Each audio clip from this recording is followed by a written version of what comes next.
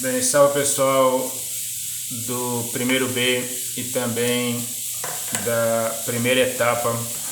Aqui o professor Feliciano gravando mais um vídeo de matemática para vocês, correto pessoal?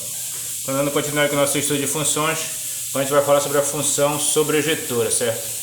Então aqui é o seguinte, quando é que uma função é sobrejetora?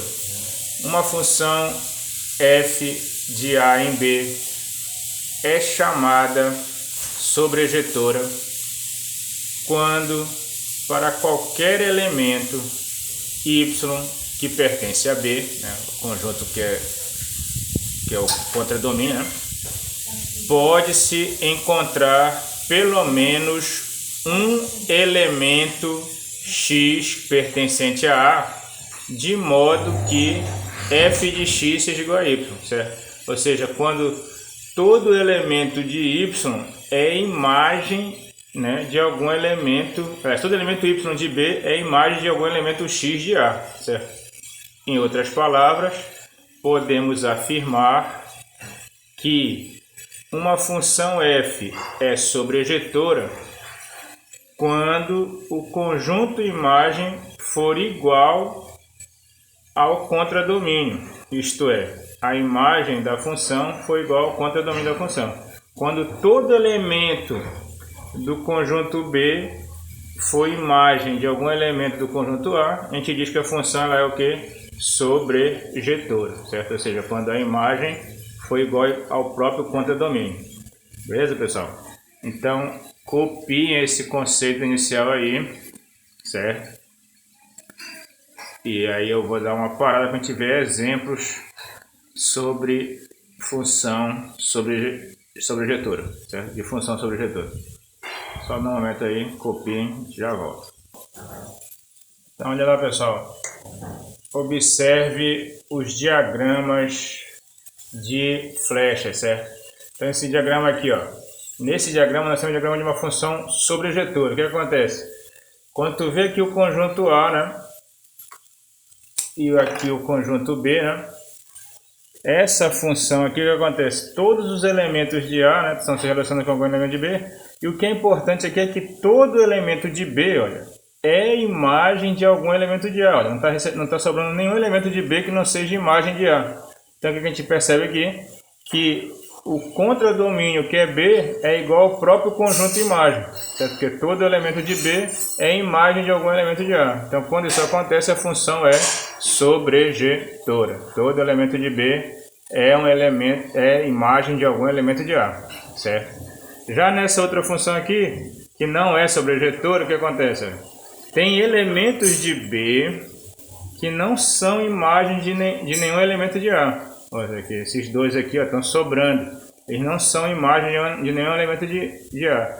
Quando isso acontece, a função não é sobrejetora, certo?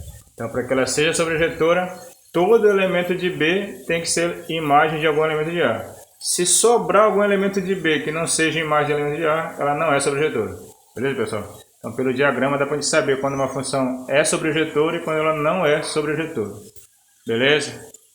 Então, copiei a imagem, essa parte aí desse exemplo. Eu vou dar mais uma parada para a gente apagar o quadro e fazer mais um exemplo, só que agora com gráfico, para a gente ver como a gente reconhecer a função sobrejetora no gráfico. Vamos lá, pessoal. Agora vendo aqui outros exemplos, certo? Essa função aqui, f dos reais no reais, definida por essa fórmula aqui, ó. F de x igual a x ao quadrado menos 2x. O gráfico dela é esse gráfico aqui, ó. É uma parábola, certo? Que vem até aqui no menos 1, no y, e depois volta, certo? Então existem partes aqui do y, por exemplo, menos 2, que não vai ser imagem de ninguém aqui do x. Olha, o y é onde está o contradomínio e no x é o domínio, certo? Então o que acontece? A gente vê que existem elementos aqui do contradomínio, como por exemplo o menos 2, que não vai ser imagem de ninguém do domínio aqui do x. Como ficou parte aqui que está do contradomínio que não é imagem de ninguém do domínio, isso faz com que ela não seja, essa função aqui, ela não é sobrejetora, né? Ela não é sobrejetora por quê? Porque tem elemento do domínio que não é imagem de ninguém Aliás, tem elemento do contradomínio que não é imagem de ninguém do domínio. Como tem aqui o -2, que é do contradomínio, e ele não é imagem de ninguém do domínio, então essa função não é sobrejetora. Já esse outro gráfico aqui, ó, da função g dos reais nos reais, definida por g de x igual a -x mais 1, o que acontece? O gráfico é essa reta aqui, ó, decrescente, né? Só que o que acontece? Todos os elementos aqui do y, do contradomínio, vão ser imagem de algum elemento do domínio, porque vai ter imagens aqui para a parte negativa, vai ter imagem para a parte positiva, certo? Vai ter imagens em todos os elementos do contradomínio. Eles vão ser imagem de sempre vão ser imagem de alguém do domínio, certo?